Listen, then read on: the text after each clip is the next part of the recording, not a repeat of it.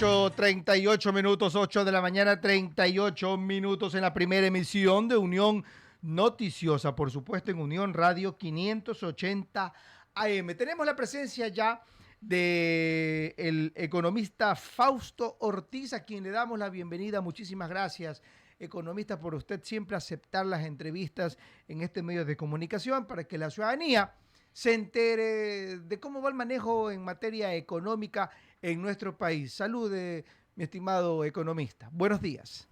¿Cómo están? Buenos días. Gracias también por la invitación. Saludos cordiales a ustedes y a la audiencia. Gracias, economista. El día de hoy ya rigen nuevos precios de las gasolinas eco y extra. Hay un aumento, pero preguntarle a usted que conoce el tema económico, ¿esto puede perjudicar en materia económica, por ejemplo, en la canasta básica? ¿Podrá golpear al fisco en este caso? ¿Podrá golpear a otros niveles o extractos sociales de la ciudadanía, economista? Bienvenido. Sí, gracias. El año pasado el subsidio de combustible, sobre todo en la gasolina extra y Ecopaís, era 600 millones de dólares en el año. La subida que hizo el gobierno de arranque, esos 26 centavos, más o menos le da para un año completo un subsidio ya no de 600, lo corta a la mitad, quizás va a ser el subsidio de unos 300 millones de dólares, con lo cual quiere decir que liberará en un año recursos al fisco por unos 300 millones de dólares que le aportará. Y luego ahora estamos viendo incrementos, ya es el segundo mes de incremento. El primero fue algo así como unos 3 centavos, este será unos 2 centavos. O incrementos lentos que el gobierno prefiere ir suave sin incrementar mucho más fuerte para que sea casi que imperceptible y no esté afectando, como usted señala, esto, la canasta básica o el poder de compra de las personas. Ahora hay que estar claros, no se ha afectado el precio del diésel, que es el más sensible, el transporte de alimentos. Hay un incremento en la gasolina extra que es importante para la gente que tiene carro, pero debe ser bastante más controlable que el tema del diésel para la gente que no tiene carro, que tiene que movilizarse en transporte público. 8 de la mañana, 41 minutos, economista. En el ámbito de la técnica, ¿cómo entender la aplicación de las bandas o el sistema de bandas del combustible? Se habla de un 5% y de un 10%, pero quisiéramos entender, incluso quien les habla, para poder hablar con claridad sobre este tema. Siempre habrá un techo y un piso. ¿Cómo entenderlo, esta situación, economista? Sí, cada mes hay ese techo y piso para analizar. Supongamos que hoy día está a 2.75 el galón de la extra. Lo máximo que podría subir es 5%, que es llevarla a 2.89, ¿ya? Que son unos 13 centavos más. Y el gobierno dice, ¿sabes qué? No, no quiero llegar a 13 centavos más, en esta vez voy a subir solamente 2 centavos. Y si es que baja, entonces puede bajar 10%, ¿no? Es decir, hay, esa forma de manejarlo. Y eso Eh, asegura, economista, y eso asegura la economía de este país. el, Es que usted habla de 300 millones de dólares que monetariamente hablando es significativa la cifra, pero ustedes conocen el nivel macro de endeudamiento que tiene el país. ¿Eso ayuda esos 300 millones a costa del combustible o hay otras consecuencias o otras situaciones que también podrían cooperar para tener mayor ingresos al país en este caso?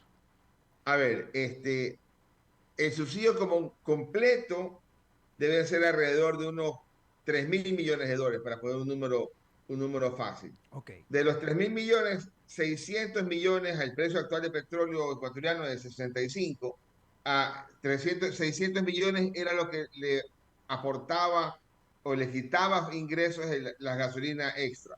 Y ahora dice, ¿sabes qué? Vamos a controlarlo y vamos a ir a la mitad. Vamos a tratar de que sean solamente 300 millones. Si uno dice 300 millones es poca cosa frente a los 30.000 millones que gasta el gobierno, sí, es poca cosa, pero es importante en el tema del subsidio, ¿verdad? Entonces ya corregiste completamente el subsidio de la gasolina súper, que subiste el precio internacional y lo que hiciste fue también como país bajar el consumo de cerca de 200 millones de galones al año que consumíamos en gasolina super, ahora a consumir solamente 53 millones de galones al año. Ujú. Una parte de eso, la gente nos cambiamos a la extra, consumimos menos, pero entonces hoy día hay que tratar de ver qué hacemos con esos casi 1.300 millones de galones de gasolina extra y ecopaís que se consumen a nivel nacional. Si le pones todo el precio internacional, hubiera sido que llegue a 3.20. Pues no, el gobierno no ha querido llegar hasta esa cifra, el gobierno ha querido ir gradualmente y está hoy día en 2, casi 2.80, ¿no? Y entonces poco a poco habrá que ir ajustando, salvo que el precio del petróleo caiga, entonces también tendrá un ajuste hacia abajo. Pero el gobierno ha querido ir lentamente para no afectar el bolsillo de la persona que tiene su vehículo y que tiene que pagar gasolina extra o ecopaís. Economista Ortiz, yo le hago estas preguntas porque en algún momento un funcionario del gobierno central, el abogado Arturo Félix Wong, dio a conocer que el ahorro como tal, 600 millones, perdón, 300 millones, esa diferencia podría servir o va a servir para la desnutrición infantil y también escuché para el bono solidario que entrega el país. Entonces, ¿cómo entender si el país estaba subsidiando esta situación? Esa parte, ese dinero o esa parte de dinero no va a ser necesariamente hacia el fisco, sino reinvertida, se puede entender así, a la ciudadanía. Lo que haces es achicar el tamaño del hueco. Ok, Si el hueco era 5.000 millones de dólares, sí. esos 300 millones de mejores ingresos petroleros va a hacer que el déficit en condiciones normales del resto baje a 4.700 millones de dólares. Es decir, no es que corriges el problema fiscal, achicas la necesidad de financiamiento. Si el gobierno con esos 300 millones de dólares que se ahorra y que tiene mejores ingresos va a querer destinar al Bono de Desarrollo Humano este año o alguna otra gasto establecido, lo que va a hacer es aumentar un poco el gasto y quizás no achicar el tamaño del déficit. Pero eso son políticas. Tendrá que el gobierno equilibrar cuánto de esos 300 millones de dólares quiere destinar a un fin específico y cuánto simplemente a bajar el déficit fiscal y a disminuir la necesidad de financiamiento, que es la parte más compleja del gobierno, porque no tiene acceso a financiamiento fácil o visiblemente fácil. 8 de la mañana, 46 minutos, Lisette.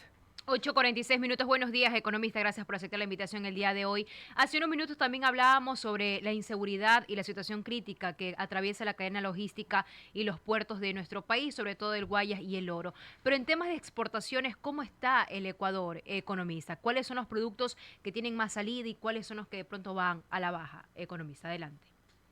Sí, a ver, en exportaciones hay varias cosas que destacar. La exportación petrolera, contrario a lo que hemos escuchado del Banco Central o de expertos, la exportación petrolera hasta el mes de junio va bastante bien, a pesar de que hemos tenido problemas en la paralización de sorte. Eso es algo que la cifra del Banco Central nos dice, mira, estás en producción petrolera este año mejor que el año pasado. En exportación estás mejor que el año pasado, ¿verdad? En exportación no petrolera, ahí es donde hay altibajos. Hay una caída quizás de exportación cercana no tengo la cifra exacta en la cabeza, a veces uno tantos números se confunde, 11%. ¿Qué cosa le ha ido bien? Al cacao le ha ido bien. Ha crecido 172% con relación al año pasado, así casi que se ha triplicado, ¿no? Porque 100% es duplicado, 200% es triplicado. Está en 172%. Es decir, el cacao ya está ubicándose de largo y fácil en el cuarto producto de exportación no petrolero. Después de banano, que es el primero, camarón, que es el segundo, productos mineros, que es el tercero, y cacao ya es el cuarto de exportación en el país, con más de 1.000 millones de dólares en lo que van los 6 primeros meses del año. Y entonces eso es importante que haya esta producción, a diferencia del camarón, que por ejemplo está teniendo problemas en el precio. Hay una caída en el precio, que y algo sube el volumen, pero el precio ha caído. El banano cae algo en volumen, pero compensa completamente con el precio. y el otro producto minero, ese más bien tiene una situación de volumen que ha caído, ¿no? Y el precio no lo logra compensar. Es decir, hay una situación mixta en el sector externo, pero en general hay una ligera caída en nuestros productos de exportación. 8:49 minutos, economista. Más allá de la oposición y también personas que apoyan a este gobierno, se preguntan y surgen siempre las interrogantes, ¿qué pasó con el IVA del 15%? ¿Se está viendo o no se está viendo ese efecto para el que el gobierno en su momento lo anunciaba, economista? Sí, lo de los impuestos es importante, eso sí es muy, muy notorio. El IVA en el mes de junio fueron algo así como unos 500 millones de dólares, que el mes pasado, el mes previo fue unos 350 millones, el año anterior también fue 350 millones de dólares. Por lo tanto, los impuestos, el IVA sobre todo, ha tenido una muy buena recuperación. Los impuestos totales en los 6 primeros, a ver, los 7 primeros meses del año han sido algo así como 10.199 millones de dólares, que a los tiempos volvemos a igualar a la cifra que teníamos en el año 2015. Es decir, nos ha tomado 9 años para recién llegar a la cifra de recaudación de impuestos del año 2015, ¿no? Entonces, hemos tenido esa situación en impuestos de donde hay bastante más recaudación. Se espera que el año termine arriba de 16.500 millones de dólares en el total de frente al año pasado. El total son como 2.000 millones de dólares adicionales, ¿no? Economista, ¿mejoró la recaudación o mejoramos en evitar la defraudación tributaria, por ejemplo? Las dos cosas, ¿no? Las dos cosas.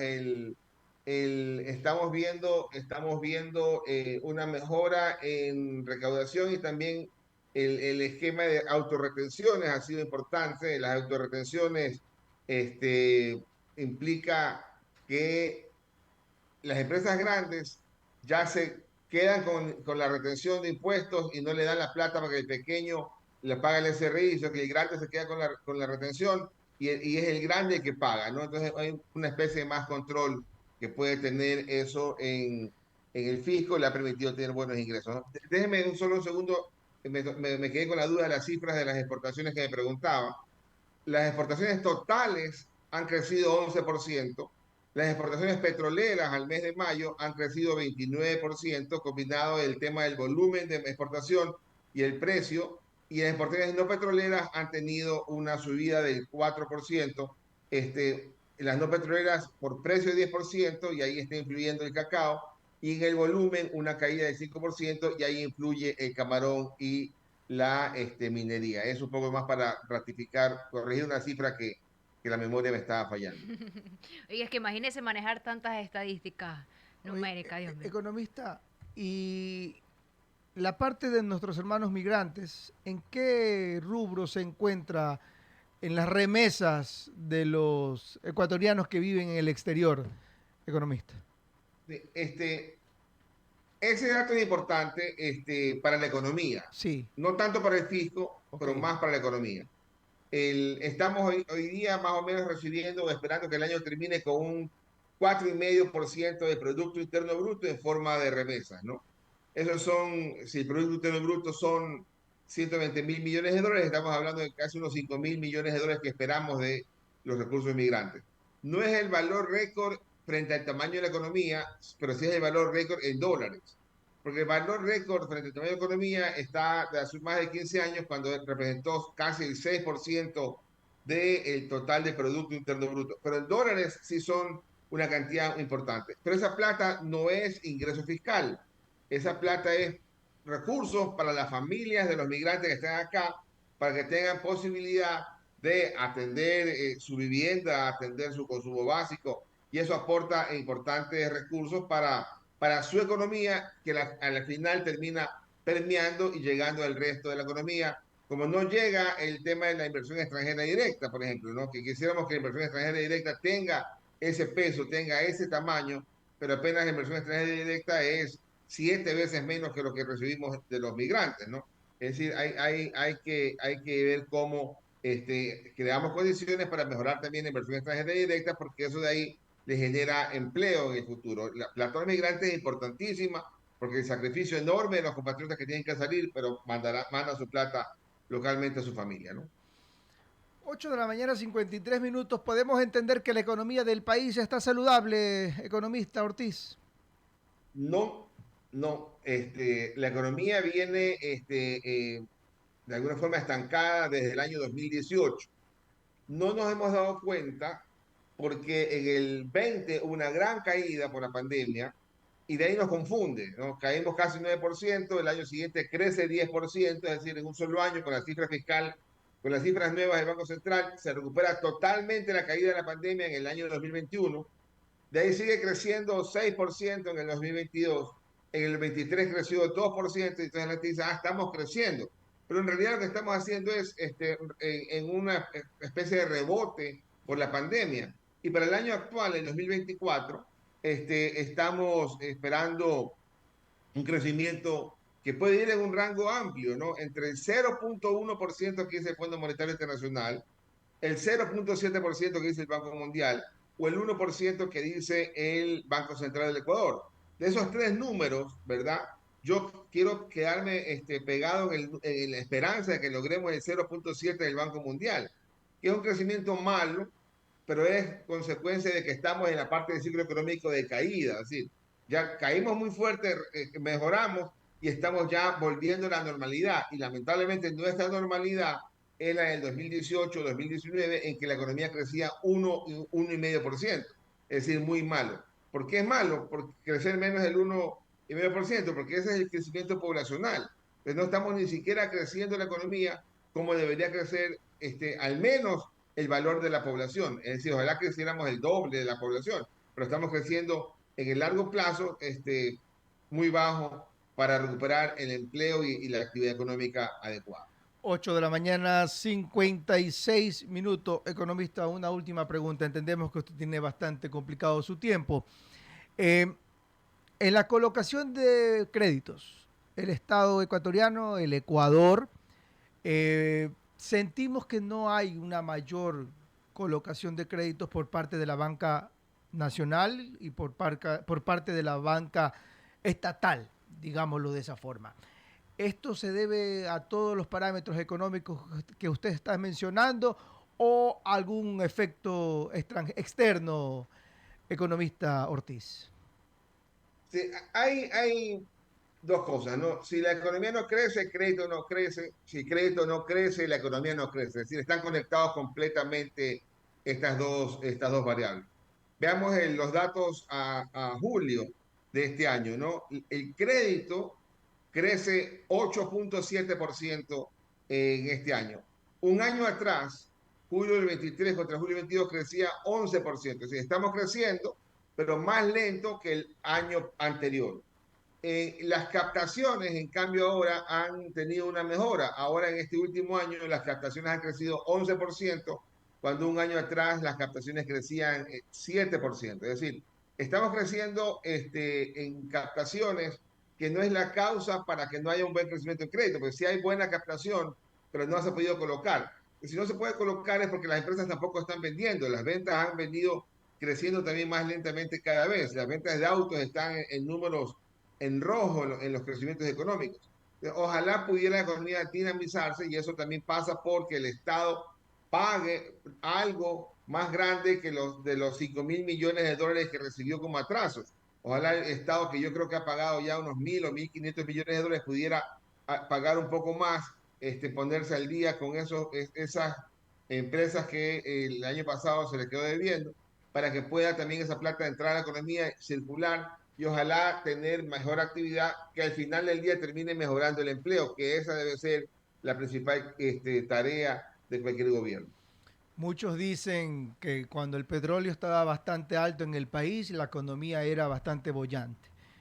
Sí, pero mira que ahí hay un tema, ¿no? Sí, El petróleo es importante para el sector externo, sí, porque te da los dólares para que la gente pueda importar el resto de cosas. Pero hoy día, por la situación económica que tenemos, hay una foto que no hemos visto quizás nunca en el pasado. ok. Al mes de mayo tenemos 1.000 millones de dólares a favor en petróleo, que es Ok. bueno, medio normal, pero también tenemos 1.000 millones a favor en los no petroleros, cuando lo normal hubiera sido que tengamos una balanza negativa en los no petroleros, es decir, que importemos mucho más en los no petroleros que lo que importemos. Hoy día las dos son positivas, es decir, plata por el lado externo existe. El petróleo es importante entonces para ese sector, pero para el fisco el petróleo quizás es la 10ª parte de lo que es en impuestos. Los impuestos son, en este año, al final del año, serán 16.000 millones de dólares para el fisco y el petróleo apenas será 1.500 millones. Entonces el petróleo no tiene el peso que quisiéramos para el sector fiscal, para plata, para el presupuesto del Estado, y eso ha venido ya hace algún tiempo perdiendo importancia porque estamos estancados y caídos en la producción petrolera, que no estamos ya ni siquiera en los 500.000 barriles, que era el número que tenemos en la cabeza. Hoy día andamos bordeando los 480.000 barriles, con la amenaza de que podamos perder el bloque 43 del ITT, lo cual nos dejaría aún más bajos en producción petrolera. O sea que la recaudación es buena en el país, pero la producción no es la que deberíamos o la que quisiéramos los ecuatorianos. Completamente, así es. La recaudación de impuestos es buena, los ingresos petroleros para exportación están bien, se está cerrando la brecha de subsidios, que también está bien, pero la producción petrolera está estancada. Pudiéramos tener un poco más de producción petrolera para aportar más a la economía y al fisco también. Perfecto. Muchísimas gracias, Gracias, economista. A economista, por ustedes también. aceptar esta Saludos. entrevista. Qué buena entrevista. 9 de la mañana en punto. Mire usted, a mí me gusta cuando